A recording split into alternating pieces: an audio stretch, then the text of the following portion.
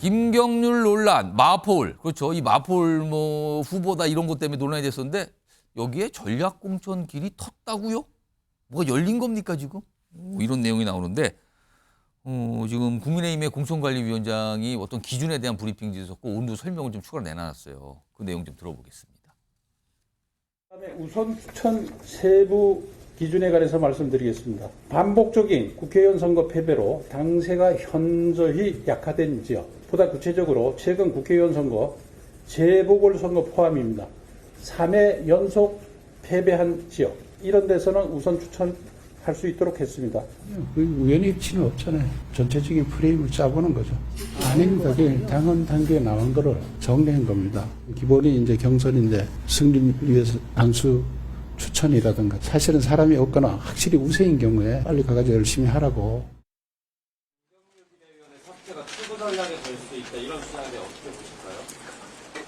저는 그런 얘기를 들은 바가 없습니다. 동의하시기 어려운 부분일까요? 그런 얘기 들은 바 없다는 정도로 하죠. 그러니까 한동훈 비대위원장은 김경률 비대위원 사퇴 얘기해서 들어본 적이 없어요. 저는. 뭐 그럼 또 아마 더 질문하면 그럴 수도 있어요. 그럼 누가 그런 얘기를 하시던가요? 뭐 이렇게 물어볼 수도 있는데 아무튼 들어본 일이 없다. 그리고 국민의힘의 정용환 공천관리위원장은 전략공천의 기준을 설명했는데 보니까 마포울이 해당이 되는 거거든요. 그러면 이게 어떻게 되는 건가? 이겁니다, 지금요. 윤주진 대표. 예. 향후에 김경률 비대위원의 전략공천 가능성이 열렸다. 이렇게 평가를 받고 있거든요. 지금 어제 그 기준에 따르면은. 예. 근데 실제 만약에 김경률 비대위원이 거기에 전략공천이 됐다고 가정하면 이거 다시 대통령실과 뭔가 또 이게 문제가 생기는 겁니까? 이걸 어떻게 봐야 되는 상황인 겁니까, 이게? 일단 3연속 패배한 지역을 전략 공천을 하거나 하면 우선 공천을 하는 것은 예. 비단 이번 선거에서만 적용됐던 룰은 아닌 것으로 알고 있습니다. 예. 그동안 사실은 여야 각 당이 사실 상식적으로 생각하면 그렇죠. 계속 패배하는 지역이기 때문에 뭔가 좀 획기적인 변화를 줘야 된다. 예, 당에서는 고려할 만한 사항이다라는 얘기가 나오고 그래서. 거기에 이제 마침 또 마포울과 개항이 걸려들었기 때문이지. 예. 마치 이 뭐 두 분을 위해서 어. 저렇게 룰을 짰다고 보는 것은 조금 억측이라고 보고요. 예. 다만 이제 우연의 일치에 따라서 김경률 비대위원이 걸려 있는데 저는 김경률 비대위원이 물론 이번에 이제 김건희 여사에 대해서 뭐 다소 좀 불미스러운 발언을 통해서 갈등의 진원지가 된 것은 맞습니다만 아주 큰 시각에서 봤을 때 김경률 비대위원이 그동안 뭐 조국 사태라든지 여러 가지 이 대선에서도 마찬가지고 여러 정치적 이슈에서는 사실 국민의힘에 큰 도움을 줬던 인사로 평가가 되거든요. 또 이분이 갖고 있는 상징성과 정치적 의미도 비단 이번 문제로만 보기에는 좀 그렇게 보기엔 좀 어렵습니다. 그래서 저는 오히려 해법이 있다면 예. 김경률 이제 비대위원은 당 지도부 아니겠습니까? 예. 당 지도부라고 하는 그 상징과 그 무게감을 봤을 때는 그 다소 이제 마리 앙투아네트 이런 발언은 좀 사실은 누가 들어도 좀 불쾌하거든요. 그렇기 때문에 그런 문제는 오히려 비대위원을 좀 물러나는 것으로서 매듭을 짓는다면 비대위원을 사퇴하는 걸로. 오히려 정청래 의원과의 대립각 정말 싸워서 이길 만한 후보, 중도층의 마음을 사로잡을 수 있고 또 대중성도 있고 어느 정도의 그런 인지도도 있는 그런 후보를 골라야 된다면 오히려 그런 면에서는 김경률 비대위원이 예. 전격적으로 나가서 만약에 승리한다면 예. 오히려 이번 사태를 좀 갚는 그런 의미도 있지 않을까? 뭐 상상력을 발휘한다면 그렇습니다. 약간의 희생하는 모습 비대위원에서 물러나고 총선에는 출마하고 요런 게 좀 어떤가 요런 약간 전망이신데 아니 전망이라 분석이셨어요. 어떤 의견을 섞은. 이런 가운데 지금 이게 전략공천 지역, 근데 공천의 기준을 마련해서 발표를 한 건데 이 정용환 공관위원장의 추가적인 설명이 있어요. 뭐 숫자가 좀 나와요. 들어보시죠. 우선 공천이 아시겠지만 20%잖아요. 그래서 50명까지 할 수 있어요. 그래서 그걸 어떻게 할 것인가가 고대 이제 전략적인 측면도 있고 전술입니다. 그거는 경선을 시켜가지고 가야 된다 그러면 경선 당연히 해야 되고 다른 후보가 안 나온다 그러면 단수로 가야 되는 거고 우선으로 갈 필요성이 있다 그러면 위원회에서 충분히 논의해가지고 가게 되면 이건 예고편에 불과하고 본편인 그 공천 싸움에 들어가면 굉장한 파열음이 날 가능성도 있고 이 파열음은 한동훈 위원장이 지금은 뭐 그냥 봉합이지만 그때 가면 윤석열 대통령이 정치적으로 승리하고 총선을 지느냐 아니면 한동훈 위원장이 정치적으로 승리하고 가느냐. 뭐 이 싸움이 기다리고 있는 듯이 보여요. 김성환 평론가. 최대 50곳까지 이룰 수 있는 전략 공천 지역. 그건 당 지도부가 판단을 통해서 어떤 후보를 출마하세요 하는 거잖아요, 지금. 자, 그 출마하세요라는 그 권한을 누가 행사할 것인가?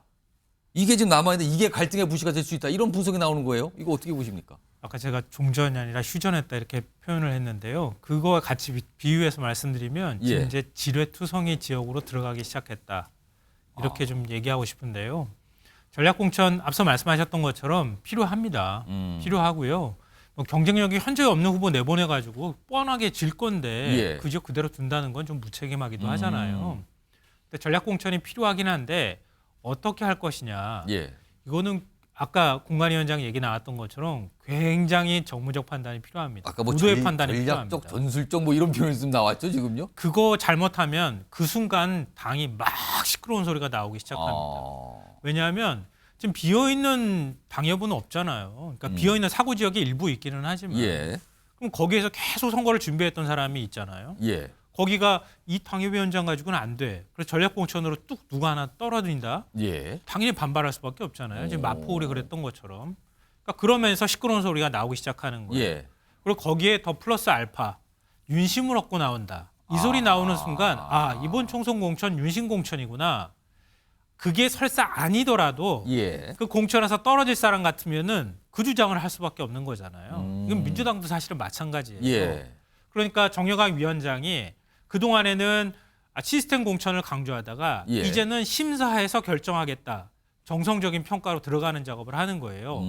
이걸 자칫 잘못 건드리면 지난 총선 때도 마찬가지였지만 막 여기 뺐다 여기 넣었다 이거 막 하다가 보니까 나중에 가서 전체적으로 확 망하는 현상이 나온단 말이에요. 이번에도 정말 조심스럽게 예. 지뢰 밟지 않도록 예. 지뢰지대 잘 피해가면서 가지 않으면 국민의힘도 상당히 시끄러울 가능성이 높다 이렇게 생각합니다. 최영주 의원님, 지금 전략공천지 최대 50곳까지 하니까 언론이 막 계산을 해봤거든요. 어디가 저 기준이 다 나왔으니까 보니까 이게 영남 지역도 꽤 숫자가 나와요. 여기 해당되는데. 근데 좀 영남 지역에는 이른바 용산 대통령실 출신 분들 도전한 것도 많은데 그 해당되는 지역도 나타나고 있거든요. 이거 자칫 굉장한 약간 민감하고 막 이렇게 보이는데 이거 어떻게 봐야 됩니까? 저는 뭐 이전에 사실은 박근혜 대통령 시절에 그런 일이 한번 있었습니다. 180석 끝에 한다 그랬어요. 여당 내부에서 정부당 내에서 180석이기 때문에 그러니까 사실 여유 있게 좀 오만했던 거죠. 그러니까 막 공천을 정말 자기 원하는 사람 누구를 공천할 것인가를 둘러싸고서 서로 충돌이 있습니다. 그런데 지금은 누구도 예측 못합니다. 지금은 과반을 해야 된다는 절대적인 긴박감 속에 있는 상황이기 때문에 그 지금 뭐 한동훈 비대위원장도 지난번에 이야기했지만 이 정말 그 중요한 컨셉, 뭐 스토리가 있는 정말 우리 국민들에게 용기와 희망을 줄 수 있는 공천도 돼야 되지만 또 하나 이길 수 있는 공천이 돼야 됩니다. 이건 무슨 이야기냐니까요. 근데 지금 왜 경선을 하느냐 그러면은 같은 당에서 후보를 지망하는 사람들이 만일 공천을 못 받게 될 경우에 무소속으로 출마해 버립니다. 그러니까 전략 공천이 이루어지게 반발해서 되면은 반발해서 무소속 나가죠. 무소속 나가면은 지금 대개 선거가 뭐 영남 지역이라고 해서 일방적으로 이기는 게 아닙니다. 대개 10% 포인트, 20% 차이로 한다면 그분이 한 15% 정도만 가지고 나가면은 이제 오히려 여당이 우세 지역이 야당 우세 지역으로 바뀔 수도 있는 상황이 되기 때문에 그래서 굉장히 전략적이고 전술적인 게 잘 필요합니다. 또 하나는 이제 뭐 사실 수도권 같은 경우는 거꾸로 보자면은 한 3선 이상 계속 패배한 것은 완전히 불모지 비슷하게 되어 있는 측면이 있습니다. 그럴 경우에는 이게 사람을 넣어야 되는데 요즘은 경선 때문에 굉장히 훌륭한 사람, 이 사람 참 국민적인 감동이 있을 만한 사람, 그 지역구 사람들한테 희망을 줄 수 있는 그런 인재라 하더라도 이 경선이 간단치가 않습니다. 그래서 경선이 무서워서 사실은 정치를 안 하는 사람도 많아요. 그렇기 때문에 이 국민들과 유권자들에게 희망을 줄 수 있는 새로운 스토리가 있는 인물을 발탁하는 건 문제 하나하고 또 경선을 통해서 이기고 경선을 통해서 우리 당의 후보군들이 쪼개지지 않도록 저 공천에 승복하도록 하는 것도 중요하거든요. 때문에 고도의 전략 전술이 필요하고 또 사실 하나만 더 붙이자면 전략 공천이라는 것이 이제 또 마구 또 이렇게 배척할 수가 없는 게 YSDJ 때 보면은요 정말 그 지역에서 제일 우수한 사람을 뽑아서 공천을 했습니다.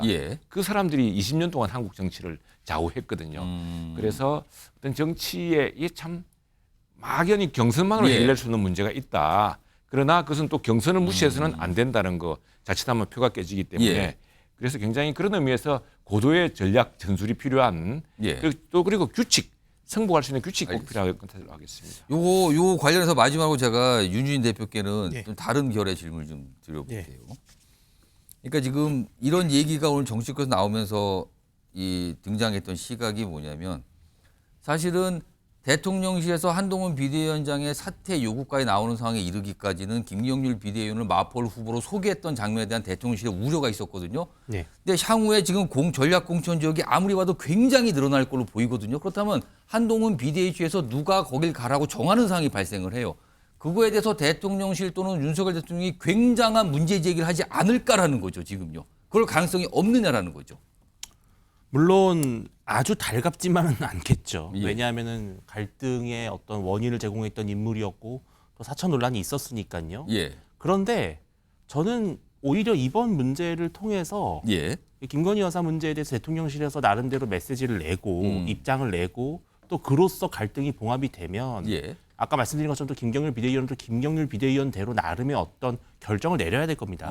그냥 이대로 그냥 자리를 만약에 계속 유지한다면 예. 오히려 총선을 도전하는 것이 예. 어려워질 것 같은데 그 지역구에서 정청래 의원을 꺾을 예. 자가 누구냐.